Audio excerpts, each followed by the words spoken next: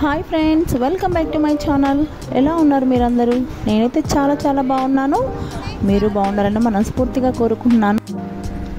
మనము ఏదైనా పని చేయలేకపోతే అనుకుంటుంటాం, అది ఉంటే చేసేదాన్ని, ఇది లేదు కాబట్టి చేయలేకపోయాను ఇలా అనేసి. యాక్చువల్గా ఈ రోబోని మేము మ్యాథ్ డే కోసం తయారు చేసాము.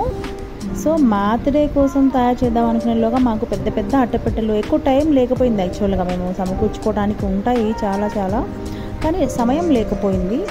సో అంటే చెప్పులకు సంబంధించిన అట్టపెట్టెలు వస్తాయి మనకి, ఆ అట్టపెట్టెలు మాత్రమే యూజ్ చేసి ఈ రోబోని తయారు చేసాం మేము.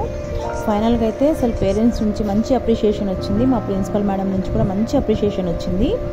చాలా హ్యాపీ ఫీల్ అయ్యాం.